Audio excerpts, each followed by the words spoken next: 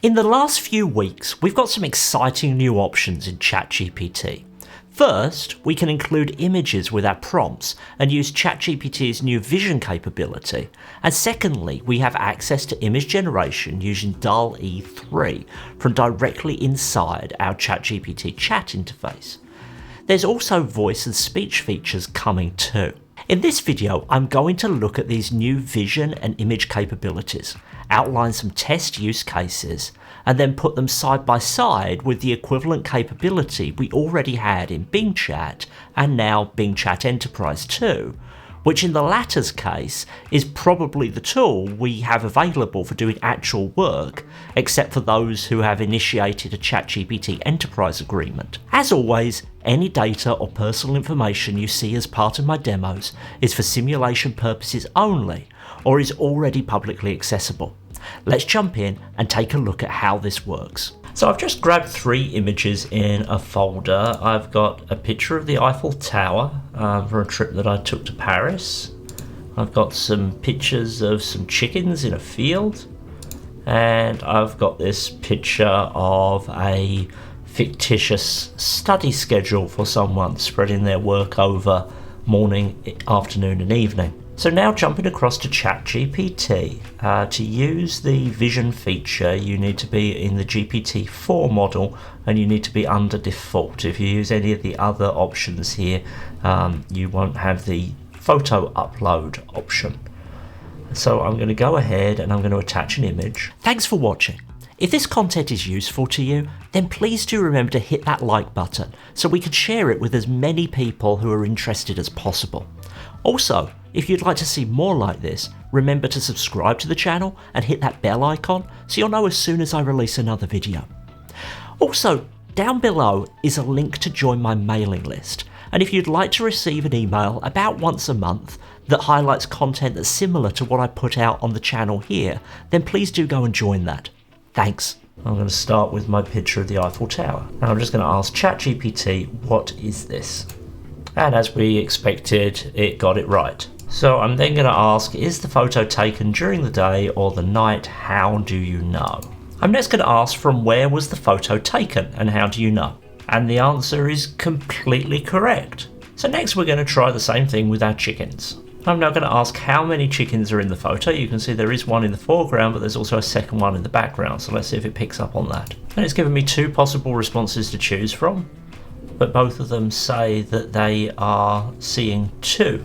And lastly, I'm going to ask it where it thinks the photo was taken and why. And that's probably the best we could hope for. I was thinking that perhaps there was an outside chance it would say, I see this type of tree and this type of tree in the background, and the only place where you see those 2 types of trees together is here. But clearly that's imaginary sci-fi AI and not the AI that we have available to us right now. But basically it got this right as far as it could. So lastly, we're going to try the same thing with our schedule. And it's got that completely right. I'm going to ask it, what should I be doing on Friday afternoon? And there we go, it's completely understood the document and the structure of it. And lastly, I'm just going to ask it to turn this into a table I can copy from here. And interestingly, it hasn't got this right at all.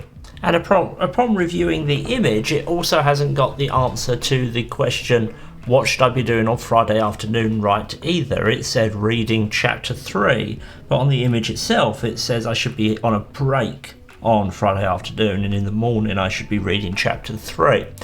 So it seems that while it can identify what's in the image and it seems to have a good grasp of what the individual boxes in that table say, it isn't capable of understanding which box is actually where and reading from the table as you might expect it to be able to. So the other thing that we can now do in ChatGPT is we do have the DALL-E 3 model available too. So let's take a look at this. I'm going to go ahead and ask it to generate a photorealistic picture of a German short-haired pointer puppy sitting in a wildflower field with a sunset in the background. So there we go, that's what it's come up with, and I have to say, some of what this is now creating is pretty amazing. I mean, is this photorealistic? I don't think so. I mean, you can clearly tell that all of these are created by AI. But are they very good? Yeah, they are. They are very good. Pretty amazing, really. Let's try another prompt. Generate a comic book style image of a superhero named Microsoft Teams man heroically helping some users troubleshoot their online meeting. And let's see what we got. So you can see that we still don't quite have text right here. Meeting in progress. But the images are kind of fun. Super supper. I mean, you couldn't rely on any of the text you're seeing here, but are these kind of fun images? Yeah, certainly. I think it does a pretty nice job of what we're looking for. Although all of these probably look, oh, maybe not that one. The rest of them look somewhat Superman-esque. There isn't anything Microsoft Teams that's really connected to this superhero that's been created. So that's what you could do using ChatGPT. But I'm interested in how this compares to the similar capabilities that now exist in Bing Chat Enterprise, which you'd be able to leverage using the variety of easy interfaces we now have accessible both in Edge and Windows, and gives premium access to most people with a Microsoft 365 account, whereas with ChatGPT you need their Plus subscription at minimum, which costs you $20 a month. So let's start with our picture of the Eiffel Tower. And it's already told me that it's taken at night, but it says that it cannot see the image that I sent. I'm a little confused by that. This is a photo of the Eiffel Tower in Paris, France at night.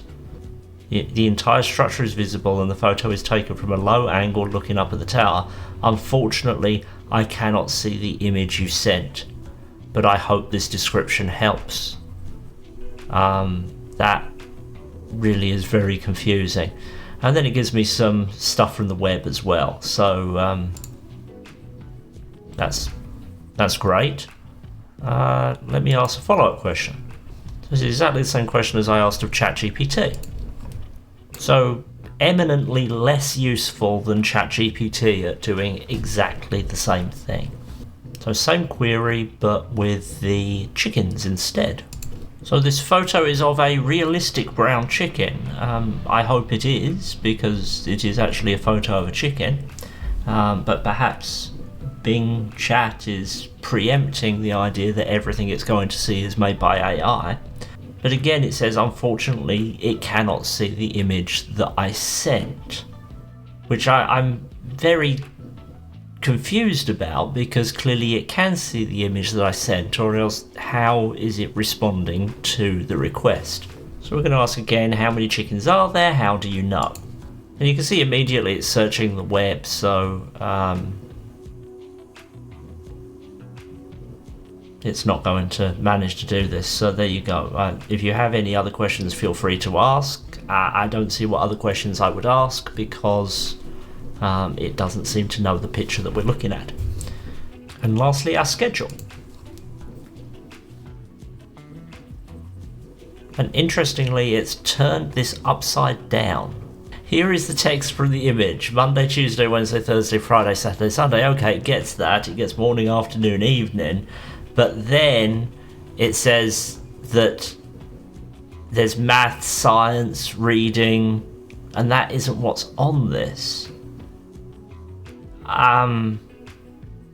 So it seems like it isn't actually, like, what it seems like this is doing is going out onto the web and searching for an image that is largely similar to the image that I've submitted.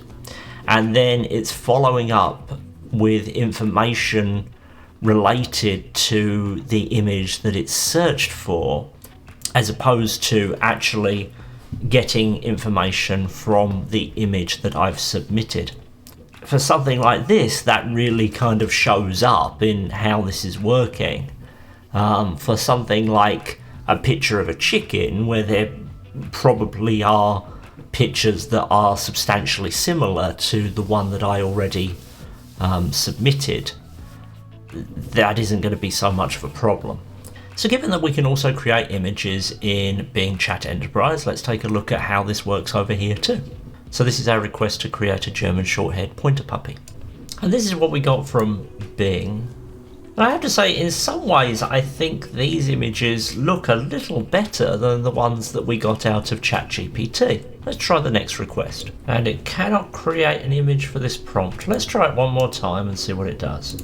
And so it can't do that. Let's see if we change the prompt a little. So I'm assuming that what's stopping this from working is that I've mentioned Microsoft Teams. So I'm going to change the superhero's name to Online Meetings Man and see whether it'll do it now. So it wasn't the inclusion of Microsoft Teams that was blocking this. So I don't really understand what's going on here.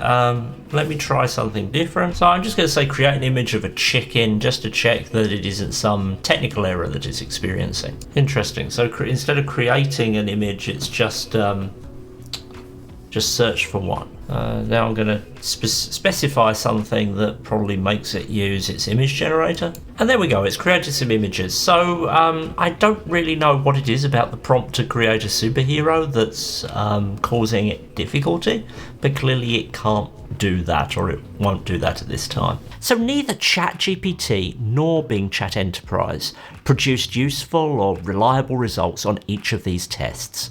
But overall, ChatGPT's new features produce results more reliably than Bing. From these tests, it appears that the responses Bing Chat provides in response to a photo upload aren't actually related to the photo you uploaded at all. Certainly the image of the schedule it interpreted had no relationship to the image I uploaded, and it decided to turn upside down. But the other two appear to suffer similar issues, although it's impossible to prove that they weren't looking at the actual picture. This doesn't align with how Microsoft announced this feature in July when it was added to Bing Chat Non-Enterprise, or any update that I can find related to it being added to Bing Chat Enterprise. And it really doesn't align with the features of GPT-4 that we've seen in ChatGPT either. So really, why it works this way is a bit of a mystery, and it could well have simply been a technical issue that I was running into with those specific tests, although I did try it a couple of times to make sure that's how I was finding it to work. The ability of ChatGPT to work out even from where a photo of the Eiffel Tower was taken is one of those AI features that enters the realm of magical. I understand how such results appear from ChatGPT, but it feels no less like magic for a machine to be doing that. Overall, ChatGPT more reliably attempted each of these tests. And I don't 100% understand this disparity, considering both Bing Chat Enterprise and ChatGPT are notionally using the same models. There are abundant indicators as we continue to use Bing Chat Enterprise of its capabilities being pared down for efficiency that presumably isn't as necessary in ChatGPT Plus, where we're paying $20 a month. If you want to use these sorts of features and you have the option of ChatGPT Plus, I'd definitely recommend that option. Though as Bing Chat Enterprise's capabilities do vary over time, your mileage may vary too. And as I said, I'm not 100% convinced that I wasn't running into specific issues with the tests that I was making.